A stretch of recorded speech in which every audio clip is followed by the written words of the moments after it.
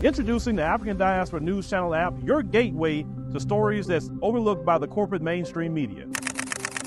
And we serve as the voice to the Toba Black community. Here we got Dr. Candace Matthews. A lot of these documents, looking at.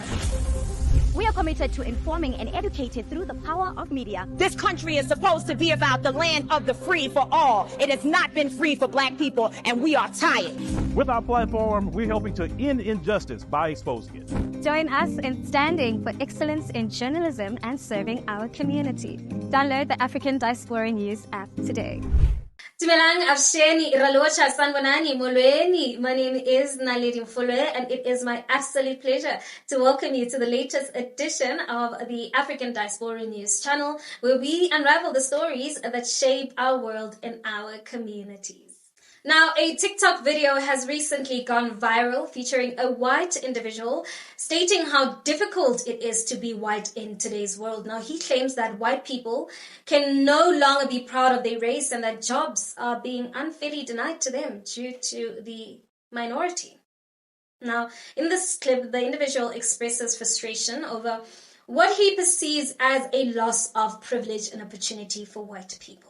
Now, he argues that societal changes aimed at addressing racial inequalities have somehow disadvantaged him and others like him.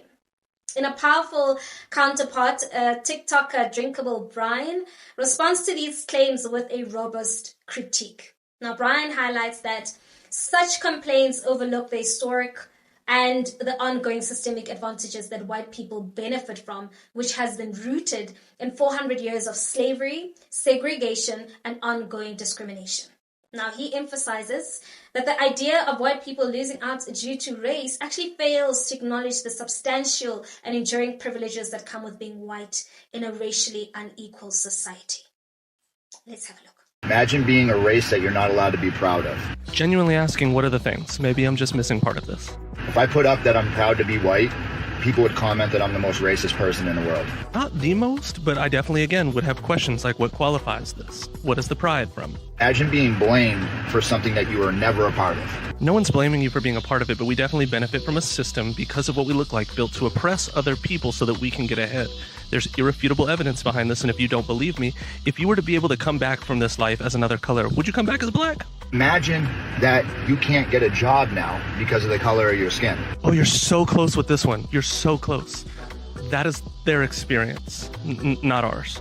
Like literally, they tell you that we're not hiring any white people right now. We need more people of ethnicity here. That's false. They can't do that, and if they did, you could sue. So, false. Imagine being straight and white and Christian. You're like the triple threat of hatred. Did you just say if you're white, straight, and Christian that you are the triple threat of hatred? Imagine being told that you have an ideology that you don't have. Share with me your ideology then. Just because you're white, you're racist. It's not because you're white, dude. It's because of the other things you just said. Now, this discussion raises important questions about the nature of privilege and the complexities of racial dynamics in our current era. I think it's crucial to recognize that while some may feel that they're losing out due to the shifting societal norms, this perspective often ignores the broader context of historical and systemic inequalities that continue to favor white groups over others. Now, I believe that the grievances expressed by some white individuals about affirmative action actually often stem from misunderstanding or a reluctance to actually acknowledge the historical advantages that their race has gotten over the years. Now, the fact is, right, systemic racism has created and continues to maintain structural inequalities that benefit white people at the expense of black people. Now, the narrative that white people are now the victims of racial discrimination because of these policies fails to actually uphold against factual evidence. Numerous studies have shown that white individuals still enjoy an abundance of privileges, including better job prospects, higher wages for the same job, and even areas like criminal justice and healthcare and education. They are often disproportionately favorable. For many white individuals, acknowledging the existence of white privilege and the advantages it gives them can actually maybe feel like a personal attack or an attempt to diminish their hard work and accomplishments, right? However, I think that recognizing privilege doesn't negate individual effort or success. Rather, it contextualizes these achievements within a broader societal framework.